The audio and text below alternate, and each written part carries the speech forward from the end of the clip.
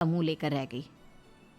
कोई चिट्ठी आई है, माँ जी तुमसे पढ़वाना चाहती है, बस इसलिए बुला रही हैं। मुंह टेढ़ा करके तनुजा मंजरी का मजाक बनाती हुए कहती है, अनपढ़ कहीं की। तनुजा का ऐसा बर्ताव देखकर बड़ी बहू बहुत दुखी होती है। तनुजा को अपनी पढ़ाई का घमंड इतना हो गया कि अब वो घर के कोई काम नहीं करती और अपनी जेठानी का मजाक बनाती रहती।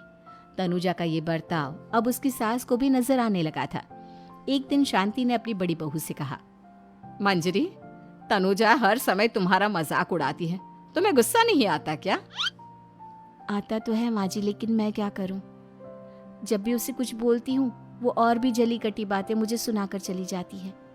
मैं उसे अपनी छोटी बहन की तरह प्यार करती हूँ, लेकिन उसके दिल में मेरे लिए कोई इज्जत नहीं। बहू, तूने वो कहावत सुनी है, जुल्म करने वाले से ज्यादा जुल्म सहने वाला अपराधी होता है। मंजरी अपनी सास का इशारा समझ जाती है।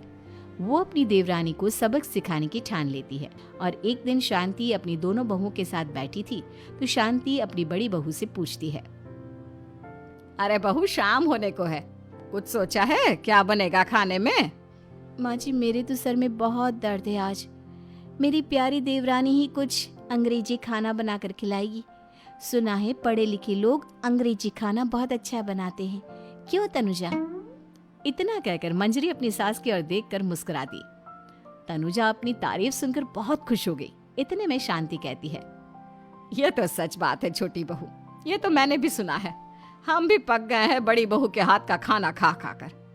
तनुजा, तुम्हारी माँ भी तो तुम्हारे खाने की बहुत तारीफ करती है, आज हमें भी खिला दो कुछ अच्छा सा बनाकर।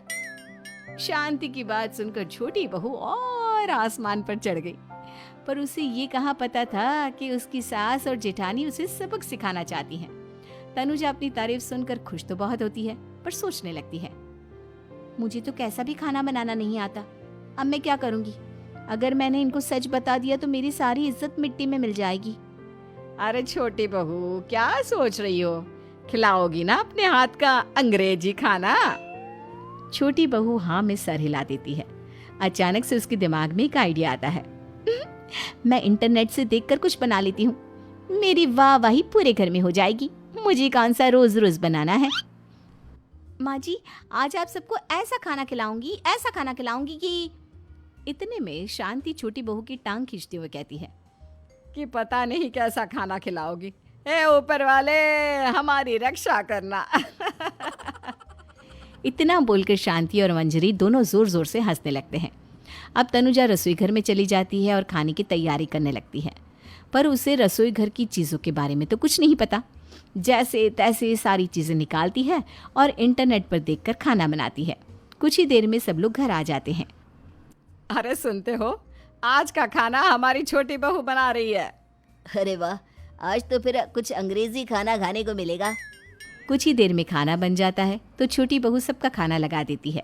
इतने में बड़ी बहू कहती है, क्या बात है देवरानी जी, आज तो बहुत अच्छी खुशबू आ रही है। ये बात तो सही कही बड़ी बहू तूने, खुशबू तो अच्छी है, ऐसी खुशबू तो मेरे खाने में भी नहीं आती। सब मिलकर छोटी बहू की बहुत तारीफ करते हैं और छोटी बहू 7वें आसमान पर बैठ जाती है। अब सभी खाना खाते हैं। जल्दी जल्दी दो, अब तो मुंह में पानी आ रहा है। हाँ हाँ, मुझसे भी नहीं रुका जा रहा। जैसे ही सोहन एक निवाला खाता है तो उसकी आंखों से पानी आने लगता है। ये देखकर शांति सोहन से पूछती है, क्या हुआ जी, खाना इतना अच्छा बना है कि आंखों से पानी आ गया? सोहन चुप रहता है और धीरे धीरे से खाना शुरू कर देता है। इतने में सोहन छोटी बहू से कहता है, बेटी तुम भी तो खाओ, तुम क्यों रुकी हो, खाना सच में बहुत अच्छा है। ये कहकर सोहन जोर से हंस देता है। फिर सब खाना खाने लगते हैं, लेकिन खाने में नमक और मिर्च तेज हो गई थी। तनुजा से कोई कुछ नहीं बोलता, बल्कि उसे भी खाने को कहते हैं। जैसे ही छोटी बहू खाना खाती है वो पानी पानी कहकर चिल्लाती है, पानी, इसमें तो पानी। ये खाना तो सच में इतना अच्छा बना है कि हमारे साथ साथ देवरानी जी भी इसके स्वाद को कभी नहीं भूल पाएंगी। सही कहा बहू। तनुजा को अपनी गलती का एहसास हुआ और उसने अपनी सास से कहा, माँ जी, ये मेरी गलती नहीं है, इंटरनेट पर दिखाया था